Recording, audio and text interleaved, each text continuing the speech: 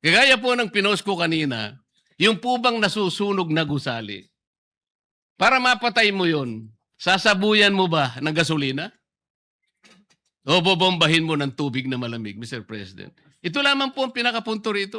Pero kung wala pa po yun, yun nga po, puro ang tinatawag po natin ay megaphone diplomacy na hindi po nakakatulong kahit paano natin kwentahin, Mr. President. The province of Tarlac and Quezon City. Mr. Pampanga, President. Mr. President. Oh, Pampanga and Quezon Quezon City. I'm sorry for that. Mr. President, may I begin my interpellation by a short manifestation or rejoinder for that matter, considering that my interpellation was cut short yesterday. May I proceed, Mr. President? Mr. President, my interpellation yesterday was not intended to weaken our national position on our sovereignty, on our sovereign rights, but to strengthen it through clarity. Because in matters of sovereignty, maritime rights, and territorial claims, precision is patriotism. Ang layunin ko po dito, Mr. President, ay hindi upang ipagtanggol ang anumang banyagang interes, katulad ng China, kundi para patatagin at linawin ang ating paninindigan bilang isang bansa, upang kahit karaniwang mamamayan ay lubos na maintindihan ang sitwasyon, lalo na sa West Philippine Sea.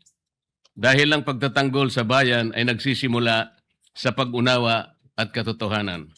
The purpose of my questions yesterday, Mr. President, was to point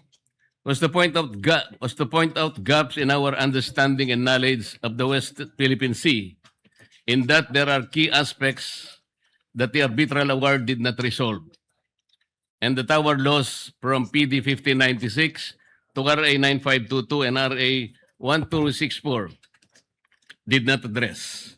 Thus, my call is for an open discussion of the issues as mature, not amateur persons. Today, the purpose of my questions is to demonstrate why we need to recalibrate our approach in order to bring immediate and concrete benefits to the people. Our method must be focused on bringing food to the tables and alleviating the burdens of our people.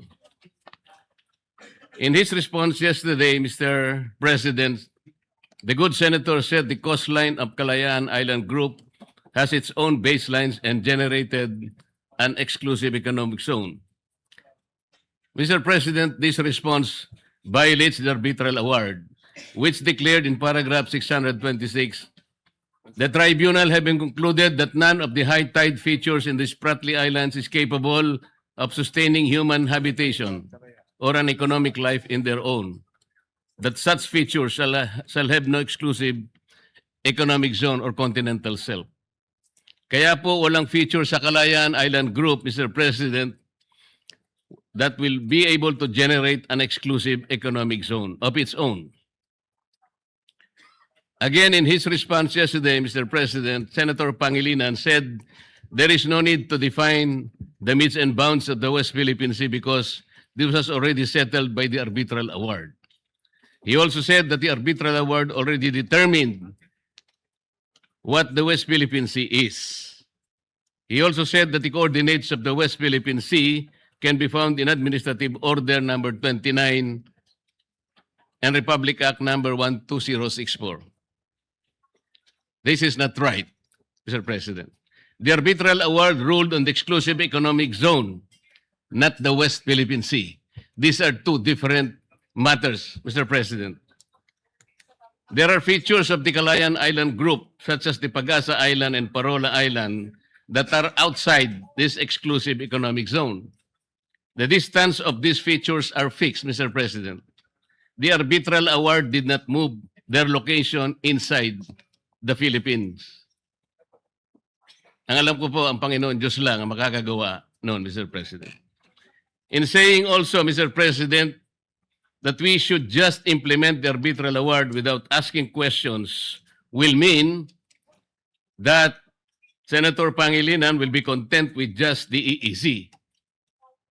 Kapag ka nagkaganon, Mr. President, we will be abandoning Pag-asa, Barola, Kota, and Lankian features, given that these are outside the exclusive economic zone.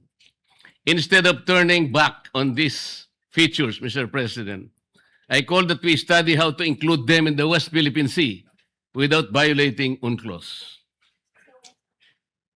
Also, in his response yesterday, Senator Pangilinan said the arbitral award did not rule on the validity of PD 1596. This is also incorrect. It will be read on paragraphs 573 to 576 that Spratly Islands can constitute, it ruled on the issue of whether any claimant on the Spratly Islands can constitute it into an offshore archipelago by drawing archipelagic baselines to straight baselines around it. Sabi po ng tribunal, Mr. President, China has no right to do so. It also said under paragraph 574 that even the Philippines could not declare archipelagic baseline surrounding the Spratly Islands. So meron pong ruling talaga. I did not question the arbitral award, Mr. President, for the record. I just discussed how the arbitral award and our existing laws do not determine the limits of the West Philippine Sea. May I repeat that? Ang nirule lamang po ng arbitral award via the arbitral tribunal, yung exclusive economic zone, hindi po yung West Philippine Sea. These are two different matters.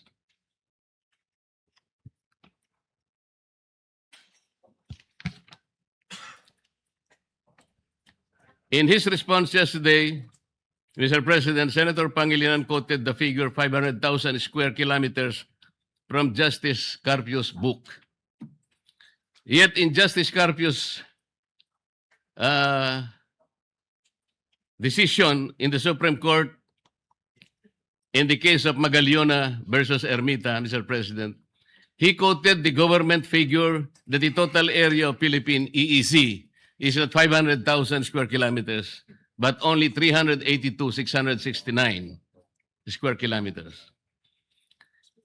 If in his book, Justice Carpio included the Philippine rice in his computation, that is also questionable. Para kasing ang nangyari, parang sinama po nila yung Philippine rice. Nobody can claim the waters above Philippine rice. Bullet points lang. Those are high seas, Mr. President. Nobody can claim Philippine rice. This is not a territory. As the Philippines cannot claim them, neither China can. What the Philippine applied and registered for is the exclusive right to exploit the Philippine rice, Mr. President. The only way for China to grab the right is to apply and register with the United Nations. China did not oppose our application in the Philippine rice. It has not applied for that right until now, Mr. President.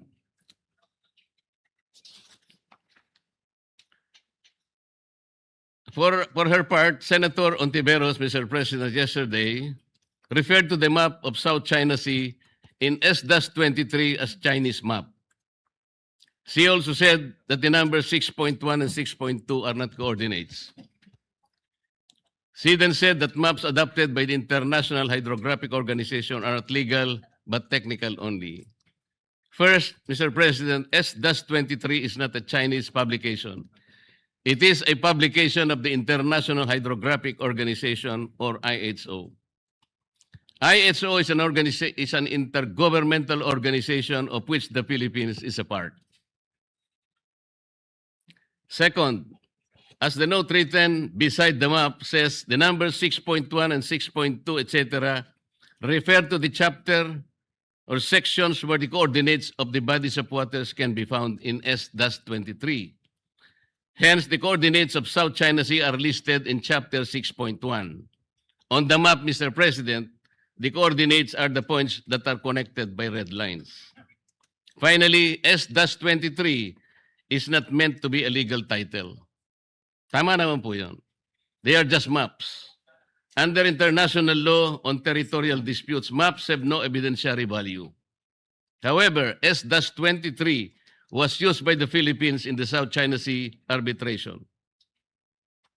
Moreover, we need to put West Philippine Sea on an internationally recognized map.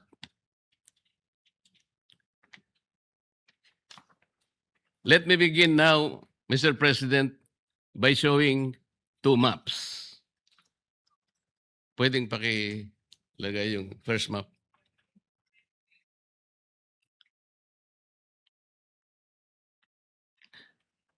Mr. President, these maps are about oil and gas activities in the South China Sea. On both maps, you will see squares and rectangles. They represent oil and gas blocks that have either been merely offered or already licensed and operating. Please bear in mind, Mr. President, that each square and rectangle represent foreign investments running in the millions and to billions of dollars.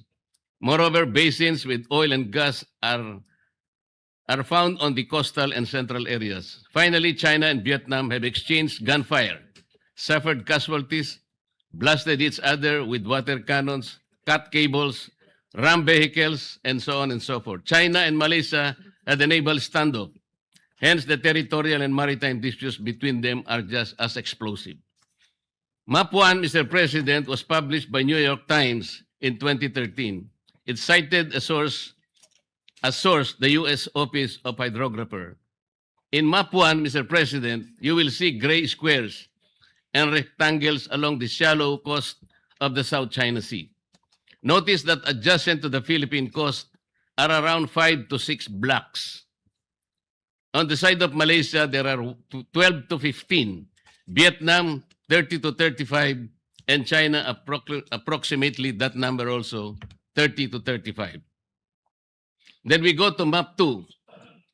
It was published in 2024 by the U.S. Energy Information Agency. First, you will notice the blocks have moved to the deep water areas. Second, the blocks colored in pink are those of the Philippines. Ang mga blocks po ay halos 8 hanggang 12 lang, Mr. President. Malaysia in blue, around 60 to 70. Vietnam in maroon, 70 to 80. And China in yellow, around 60. Third, notice the blocks that are not just claimed, but even licensed by both Vietnam and China. These are shaded in orange. I hope, Mr. President, the good senator will agree that from these maps, we derive numerous lessons. First, despite the arbitral award, oil and gas activities on the Philippine side have stagnated. 6 to 8 lang. Second, it is obvious that the oil and gas activities of Malaysia, China, and Vietnam are robust, if not booming. Third, the licensing overlaps are being managed by experts at the enterprise and state levels. Hence, we hear about flare-ups between China and Vietnam, but they do not escalate. In fact, some of the overlapping blocks are operated by one international petroleum corporation. Fourth, even as their past relations are violent and the present relations are also tense because of the conflicting claims to Spratly Islands and Paracel, they engage in joint exploration and development, Mr. President. Fifth, Vietnam and Malaysia are cooperating and progressing with China. Nobody can accuse them of being pro-China. May I ask the Senator if we would agree that based on these maps, Vietnam, China, and Malaysia are succeeding in oil and gas exploration, but our exploration in our part of the world have stagnated. Would you agree, Your Honor? Well, there are several other factors for the reason why the area is underdeveloped, and the areas of Malaysia, Vietnam are developed, apart from the conflict with China. In fact, just 2 weeks ago, there has been a discovery of natural gas deposits in the Malampaya area. So there are many factors. It is not just the conflict with China that is a reason as to why we are unable to develop our own area in the West Philippine Sea, Mr. President. But it is very clear, notwithstanding those factors, these maps indicate that we are really behind in oil exploration and gas in the South China Sea. Well, we're behind in many other aspects, Mr. President, not just oil and gas. We're behind in agriculture, we're behind in tourism, we're behind in energy generation, etc. So I wouldn't be as simplistic as to say because of the underdevelopment of the West Philippine Sea, it's because of our conflict with China, Mr. President. Yes, Mr. President, I hope the Honorable Senator will also agree that there is something effective in the management of relations among China, Vietnam, and Malaysia, and more importantly, their methods of bringing immediate and concrete benefits to their peoples, as shown by these maps, isn't it? Well, again, I will say yes, up to a certain extent. Perhaps they are managing their relations with China better, but I will not concede that because of our lack of managing our relations with China compared to our neighbors has led to this state of underdevelopment. Mr. But considering, Mr. President, that we have been left behind, so behind, as a matter of fact. As I have said, we have been left behind in agriculture. Is that the fault of China? Our relations with China? We have been left behind in infrastructure. Is that because of our sour relations with China? Of course not, Mr. President. There are many reasons why we are lagging behind. And yes, if we are able to better manage our relations with China, we may benefit from it. And definitely, I would like to see that at some point. But at this point, Mr. President, we're fighting for our sovereign waters and our territorial sea. And I think in this case, we should rally behind the Filipino claim in the arbitral ruling, Mr. President. Our agriculture is lackluster. Our tourism is not giving us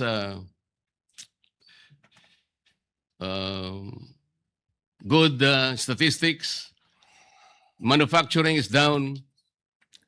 These are local problems, Mr. President. And we have only ourselves to blame why we are not doing good in these areas. But we're talking here of the South China Sea.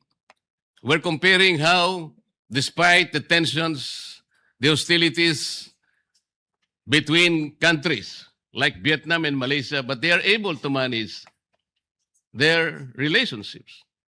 There must be something wrong with how people, like, with all due respect, Commodore Tariela, who managed and broadcast our dispute in the South China Sea. Perhaps because they do not have a loud mouth in their midst. Tayo meron ang dami. Whereas what we have been doing for years is not working. Kagaya po ng pinakikita ng mga mapa na yan in the South China Sea. We have to sit down. Talk rather than imbes na magpatutsadahan po. Wala pong nangyayari. Ito po yung naging bunga kung bakit po tayo biglang nawala sa ere. I know that being bombastic, Tariela earns him likes and makes him probably feel like a rock star, Mr. President. I know national anger sells newspapers. I know mindless patriotism wins accolades. But in reality, as the map show, Mr. President, we are all losing out and are being left behind. The way forward, Mr. President, is open discussion. The starting point is respect for each other's views and the views of our opposing claimants, be it China, Vietnam, Malaysia, etc. The draft resolution, with all due respect, is not the right start, Mr. President.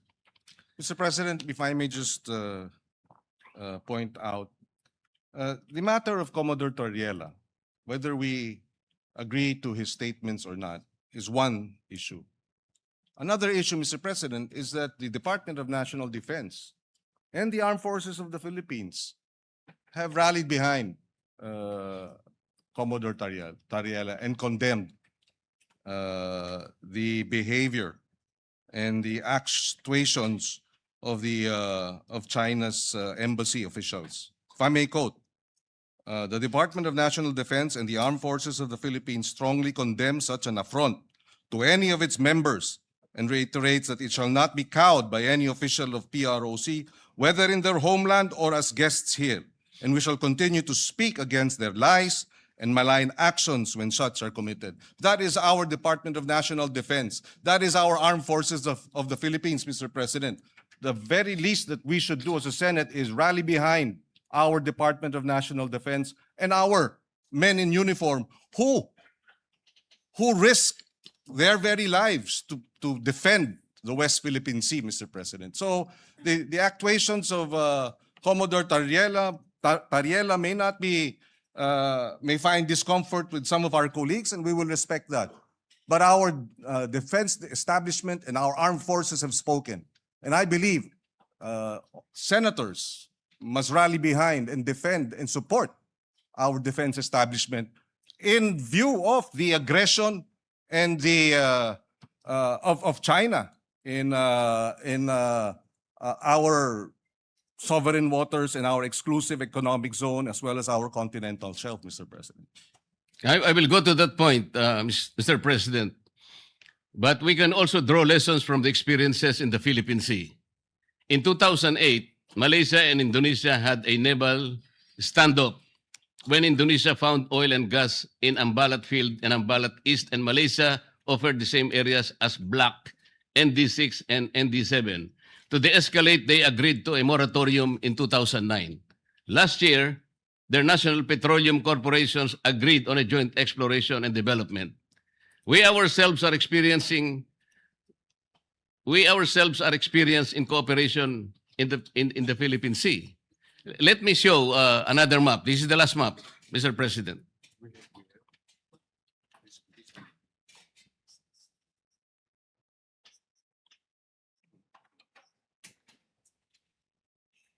Mr. President, just a fine point. Yes, we too have disputes with Vietnam, with Malaysia, and even Indonesia, Mr. President. But the difference is that they do not water cannon us, and they do not ram their ships, their coast guards, their coast guard, the Chinese Coast Guard, to our Philippine ships, Mr. President. It's an entirely different story in that regard, Mr. President. Let me show you this map, Mr. President. This map is from the US-funded think tank Asia Maritime Transparency Initiative, or AMTI. On the map are areas marked with X. On the upper right hand of the South China Sea, the mark refers to the exclusive economic zone and continental shelf overlap between the Philippines and Taiwan. We have a fisheries and law enforcement agreement there. On the lower left hand, Mr. President, the mark represents the dispute over extended continental shelf between Philippines, Malaysia, and Vietnam. We are in discussion with Vietnam now. On the bottom corner are disputes over Sabah and the territorial sea and contiguous zones it generates. In Sulu Sea and Celebes Sea, we have a tri-point with Malaysia and Indonesia, and the same in the Philippines with Indonesia, Palau, Japan, and Taiwan, emanating from Pratas Island. However, this map will demonstrate to us, Mr. President, the complex territorial and maritime disputes facing the Philippines. Malaysia is in the Sulu Sea and Celebes Sea, with Indonesia over continental shelf in the Celebes Sea, with Palau and Japan, Ryukyu Islands in the Philippine Sea, with Taiwan in the Basi Channel, with China, Malaysia, and Vietnam in the South China Sea, and with China, Taiwan in the South China Sea over the maritime zones generated by Pratas Islands. We must be doing something right in the management of this dispute, Mr. President.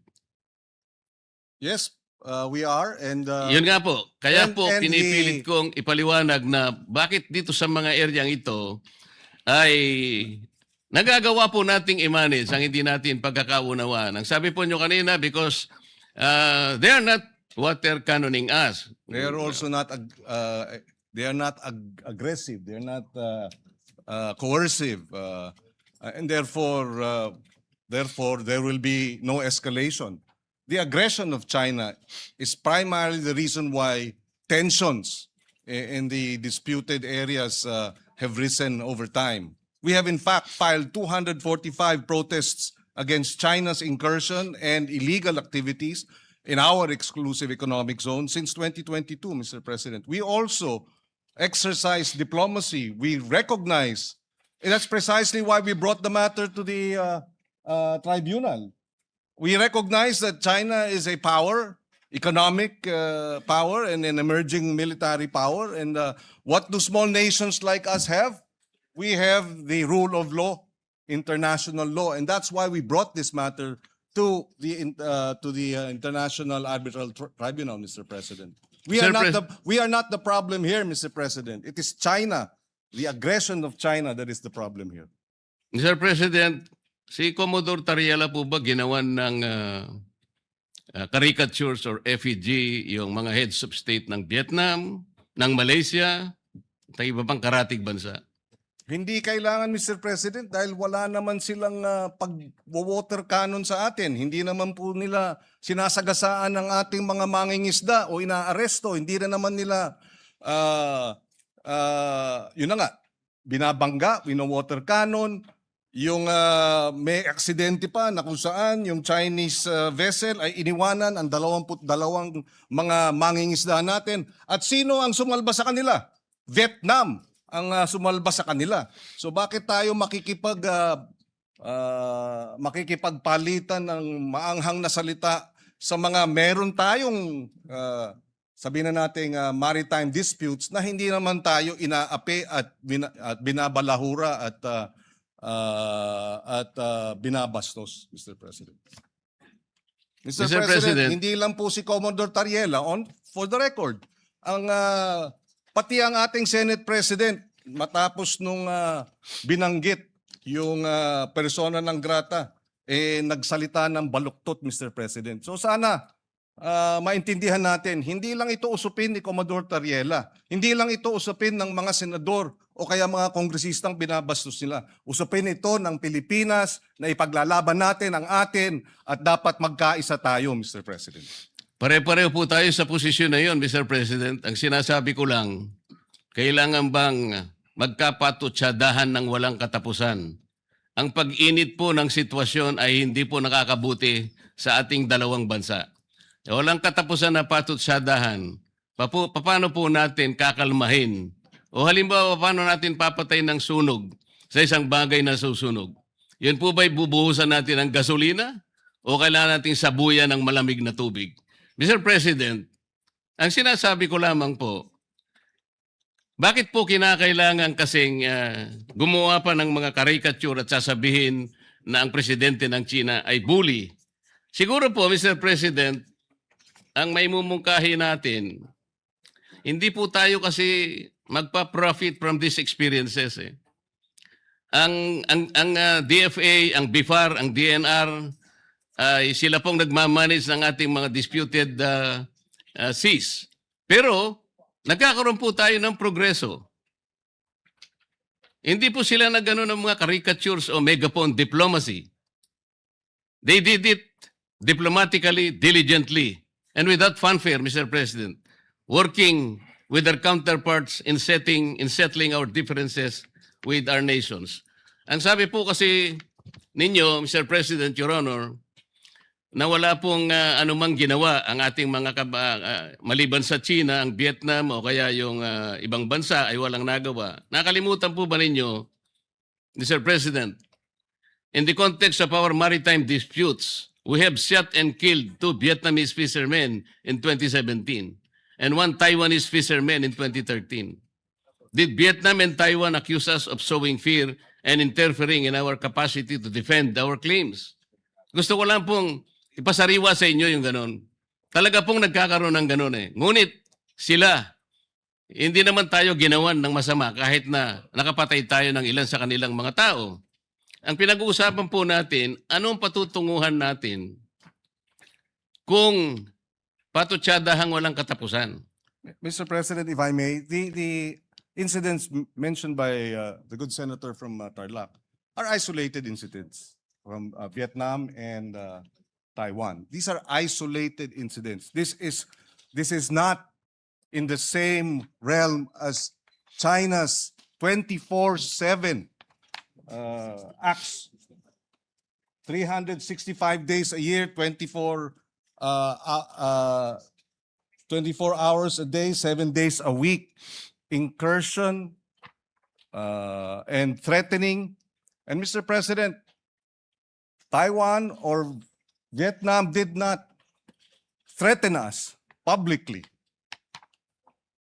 2 weeks ago, the Embassy of China said the uniform, if I may quote, a word of advice to relevant individuals in the Philippines: immediately stop making provocations and stop confusing right and wrong, or they will pay the price for what they did. Embassy official sa Pilipinas, tinatakot tayo. Tama ba yun? So again, Mr. President, yes, we have had these incidents with Vietnam. Oo, meron tayong naging insidente sa Taiwan, pero isolated incidents. In fact, yung sa Taiwan, iisa lamang ata sa loob ng 20 taon. Yung sa Vietnam ata, iisa rin lang siguro sa 10 taon. Hindi iba. Sa China, araw-araw tayong hinaharas, araw-araw tayong nandyan, nagtayo na nga ng kanilang airport, artificial islands, lantaran, Mr. President. So, apples and oranges ang pinag-uusapan yung insidente natin with our neighbors like Vietnam and Taiwan compared to China. Ibang-iba po. Isolated or otherwise, Mr. President, nakapatay tayo ng kanilang tauhan. Ilan po ba ang pinatay ng China sa atin? Meron po ba? Well, Mr. President, may naputulan ng hinlalaki. At yung 22 sinagasaan ng Chinese vessel at iniwanang mamatay, kung hindi sinalba ng Vietnamese fishermen, namatay na yung mga yun. So, Ilan po ba, Mr. President, ang sinalba ng China kamakailan? 17 Filipinos. 17 fishermen. at Ano po ang nagpapasalamat ginawa tayo. ni Commodore Tariela? At He was very nagpapasalamat tayo. condescending, Mr. President. Imbes na pasalamatan niya ng buong puso sapagkat 17 mga kababayan natin ang naisalba. Yung kanyang pagpapasalamat na ginawa is condescending, Mr. President.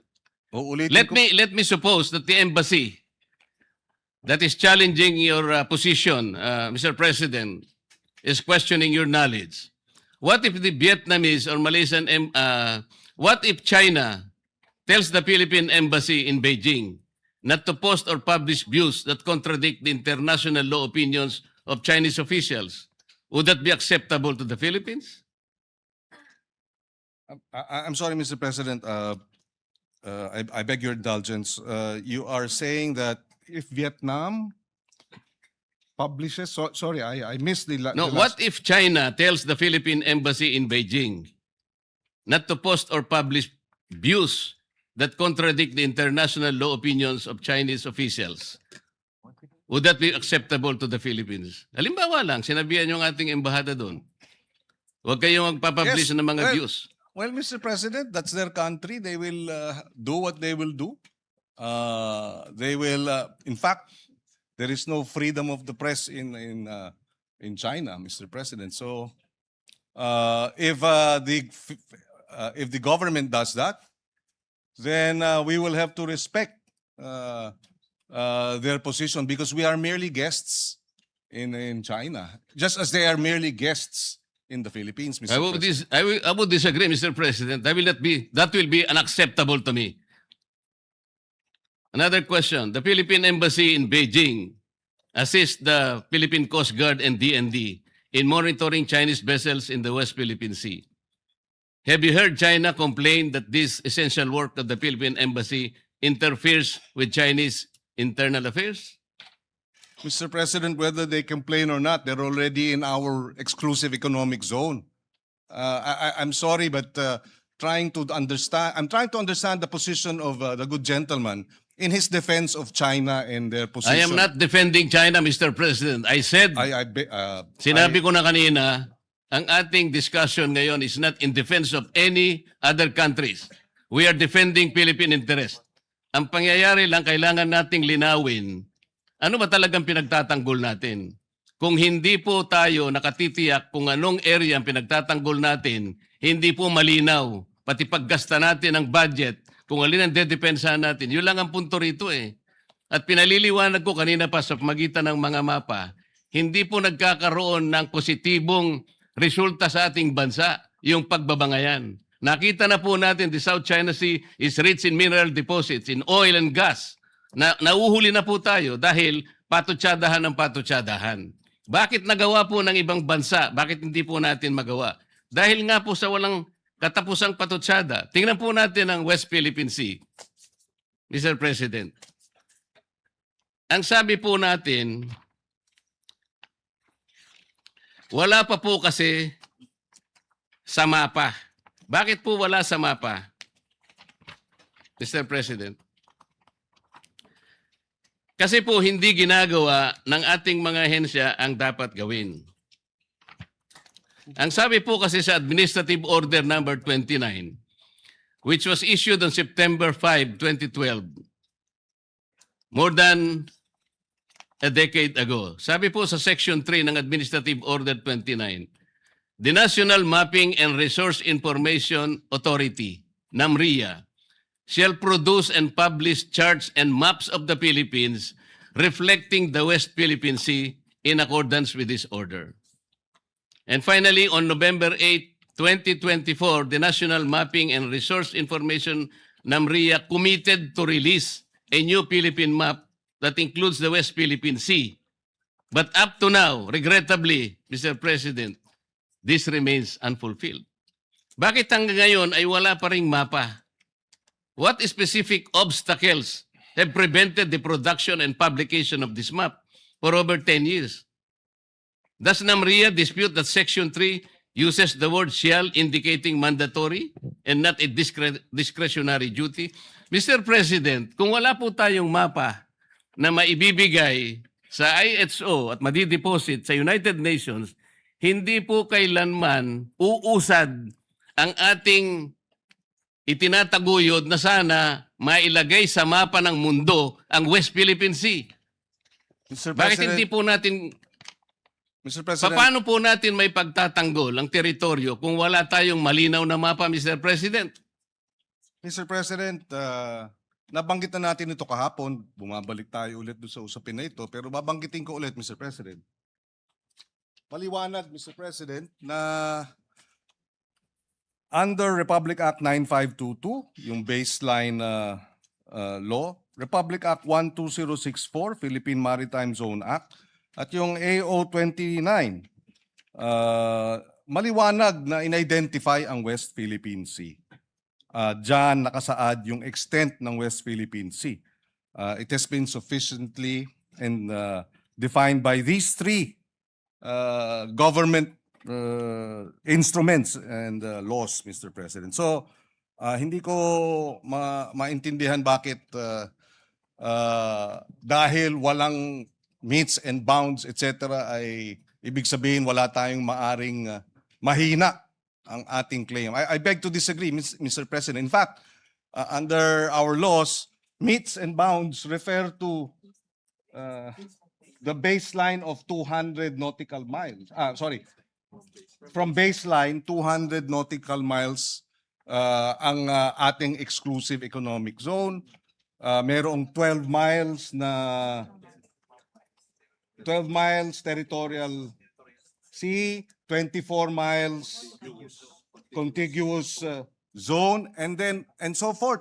Yun ang UNCLOS, Mr. President. Kaya hindi ko naintindihan bakit pinipilit itong pag-define ng meets and bounds ng West Philippine Sea kung na-define na. Besides, Mr. President, ayon sa UNCLOS, yung purpose ng pag-submit when UNCLOS obliges states to show the coordinates of maritime zones and submit and deposit the same, it is only for the purpose of publication and information.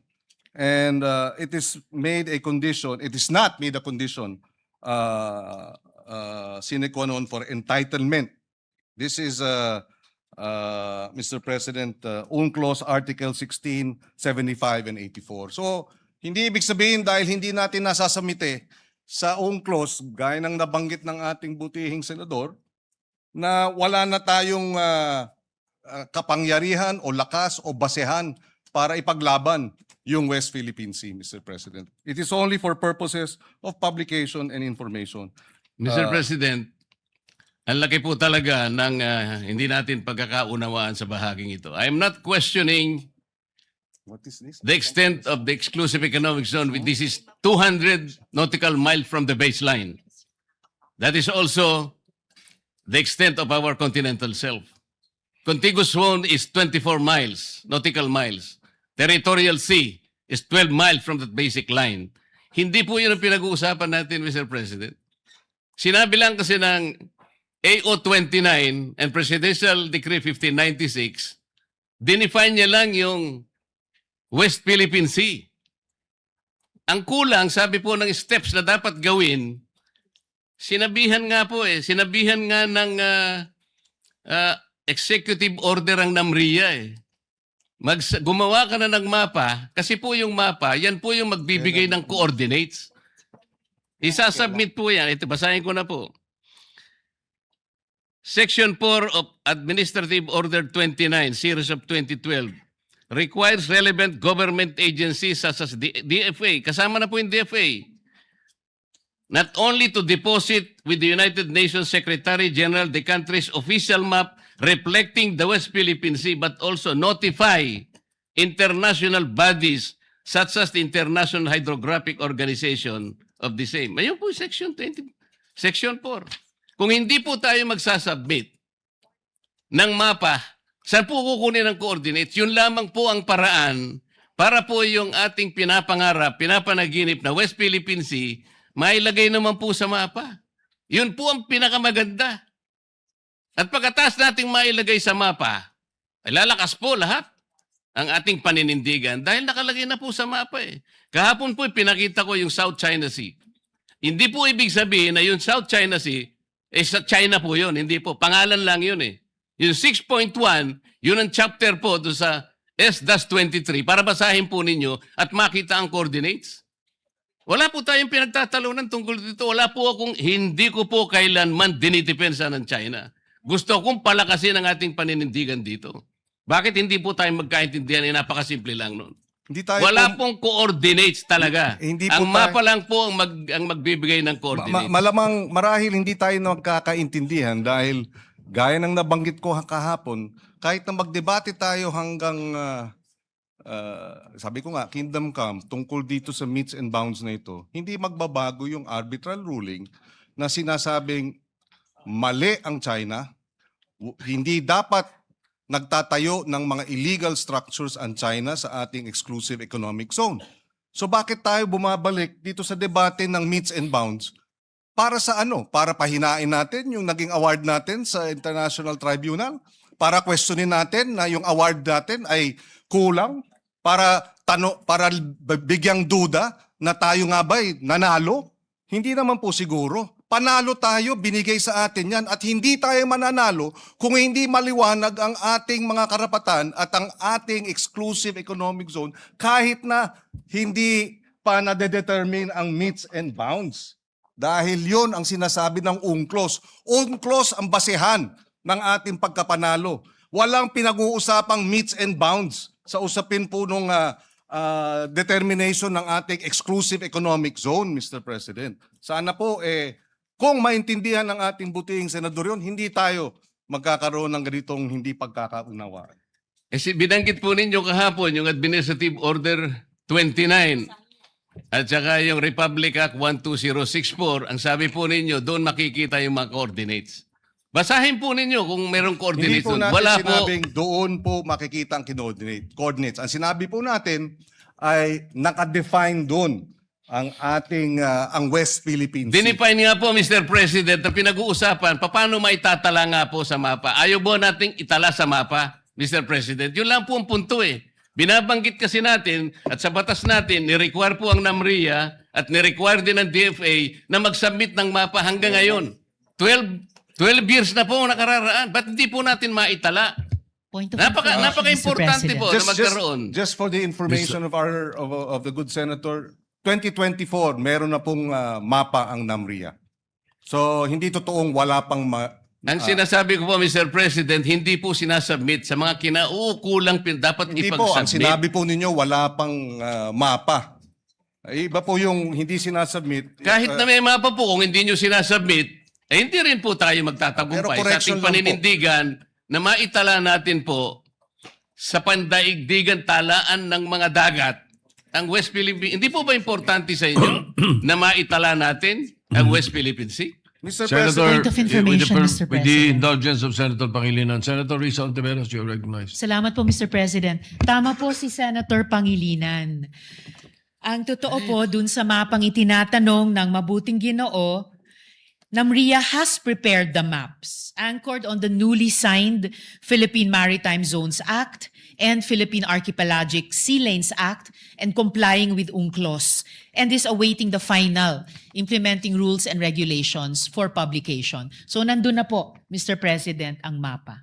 Salamat po, Mr. If I President. may likewise add, Mr. President, ito ay the information relayed to us by Dr. J. Batumbakal. He's the director of the UP Law Center, Institute for Maritime Affairs and the Law of the Seas. And he says, and I quote, "When UNCLOS obliges states to show the coordinates of a maritime zone on charts of appropriate scale and to deposit them with the UN Secretary General, Article 16, 75, and 84, it is only for purposes of publication and information and is not made a condition sine qua non for entitlement to the maritime zone concerned. In fact, even before UNCLOS was open for signature, states fully recognized the entitlement of other states to territorial seas, even without published coordinates.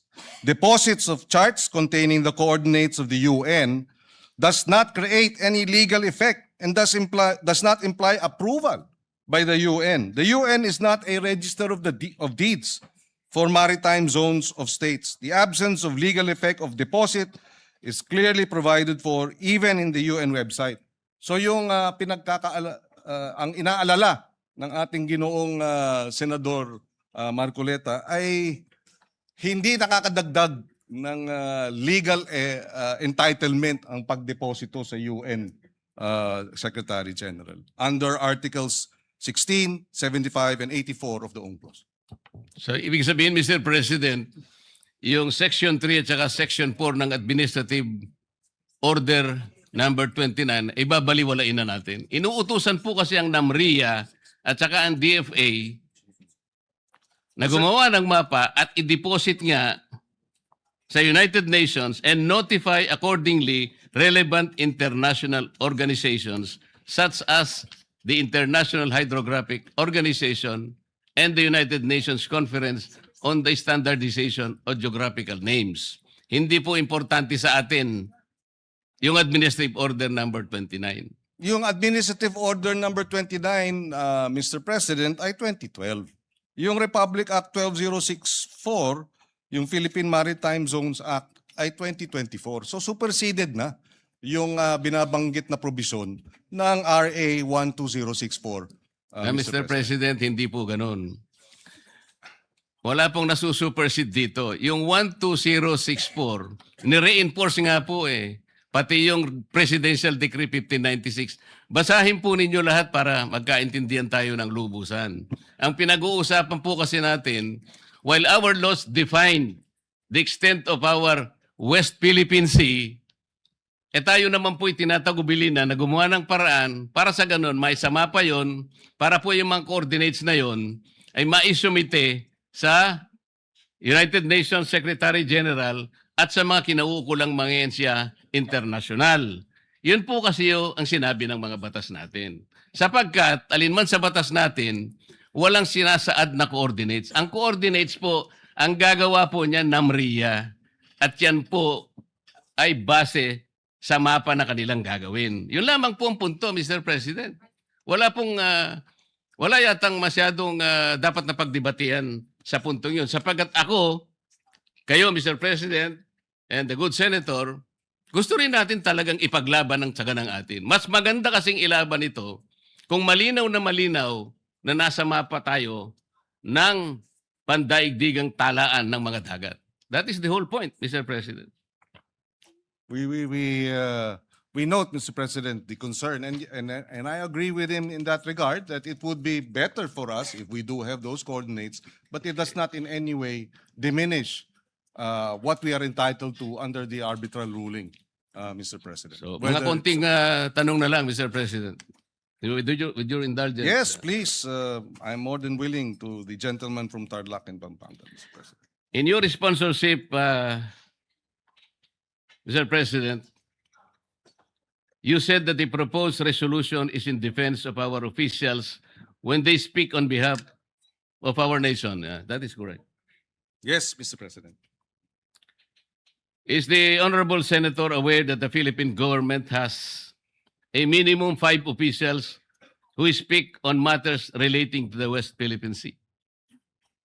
I believe so. You have the DFA, you have the DND, you have, in fact, the more, for me, if you ask me, this is the indicator of a vibrant democracy, Mr. President. But yes, there are about 5, maybe more, even senators and congressmen are likewise speaking on the matter. To be more accurate, Mr. President, Commodore Tariela is the spokesperson of PCG. Assistant Director General Cornelio Valencia Jr., National Security Council. Rear Admiral Joy Vincent Trinidad, Army. Retired Vice Admiral Alexander Lopez, NMC. Consul General Angelica Escalona, DFA. And Nazario Briguera Bifar. They all speak to the public about the West Philippine Sea. Pero, Mr. President, bukod po kay Commodore Tariela, sila po ba ay nagpupunta sa mga eskwelahan at nagdi-discuss at sinasabi na bully ang presidente ng China? Ito lang ang punto eh. Meron pang kalakip na mga caricatures portraying their leader in a very negative and I would say embarrassing presentation. Well, Mr. President,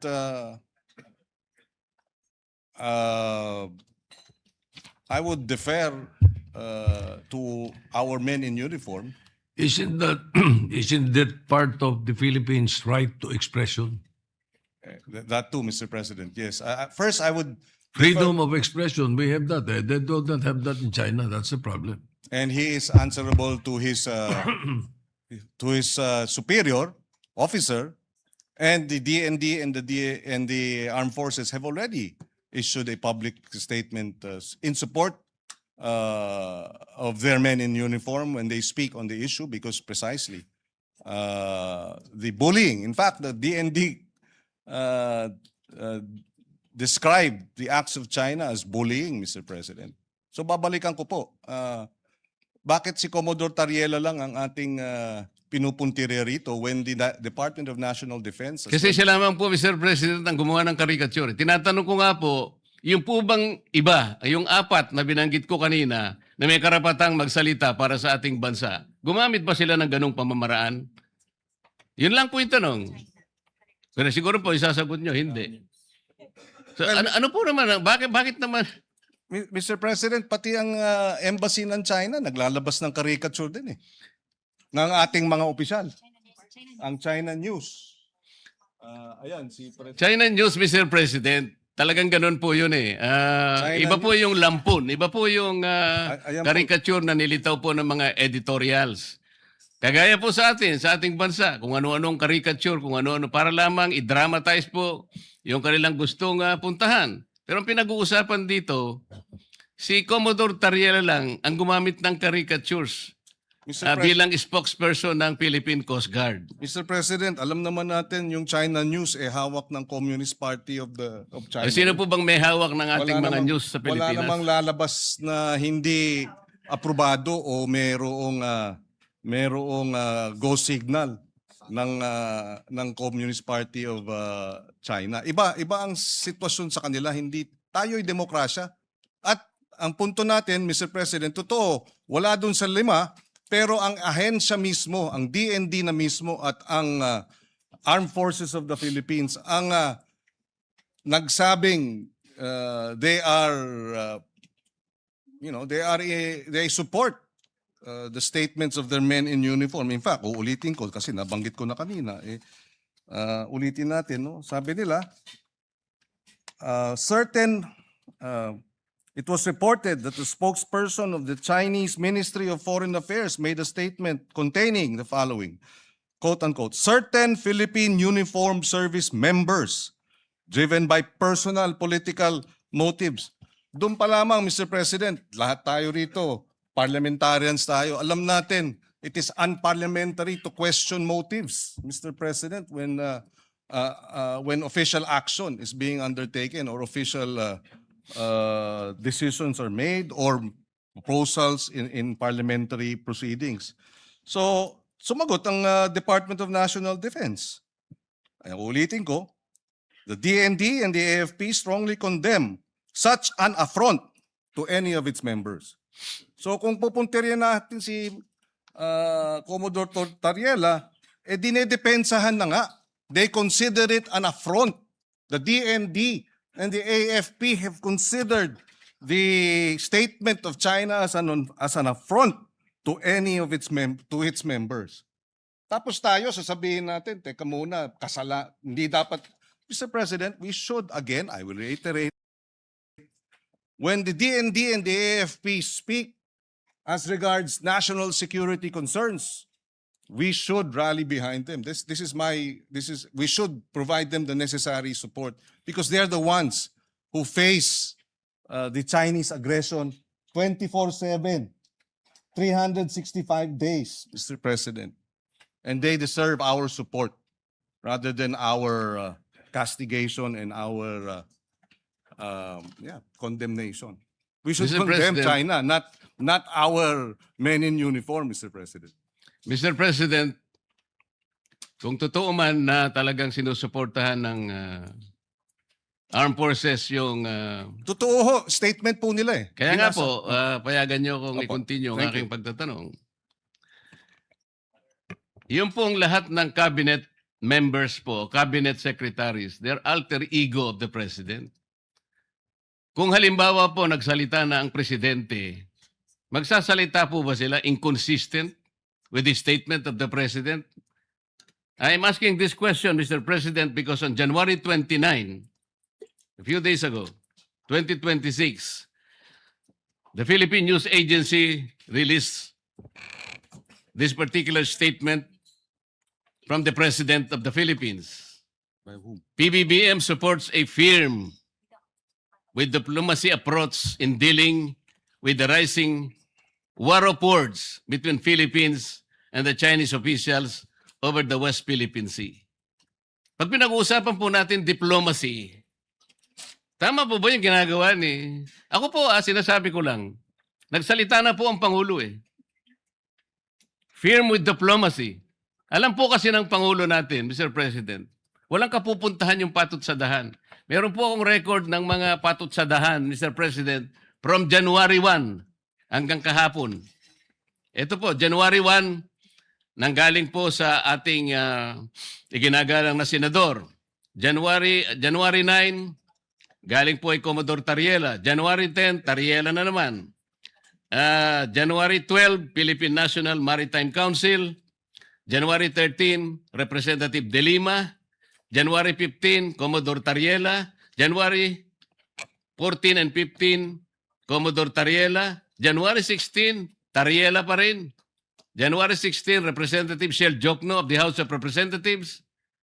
January 17, National Maritime Council. January 19, Akbayan Party List.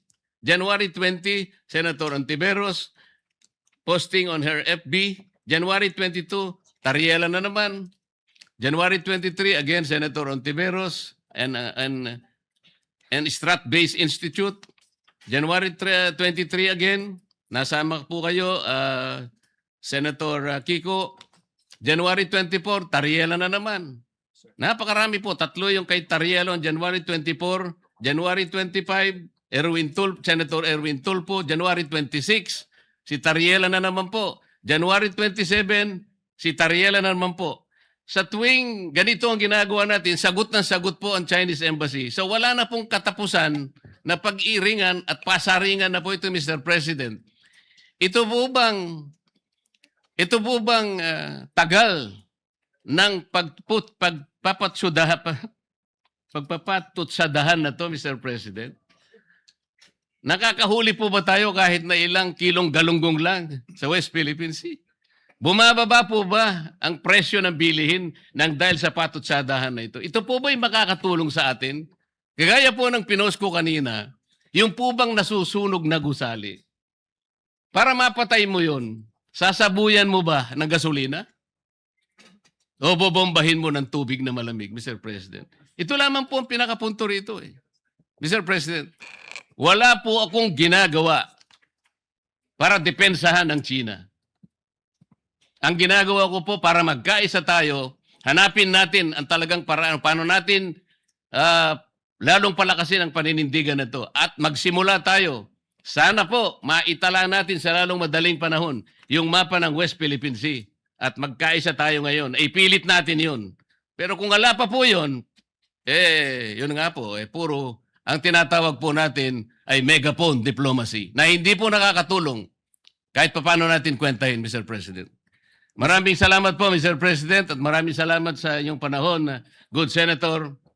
At sana sa mga susunod pang panahon ay makapiling natin ang mga ilang taong binanggit sa kapulungan ito para magkaroon po tayo ng kahit na seminar lang.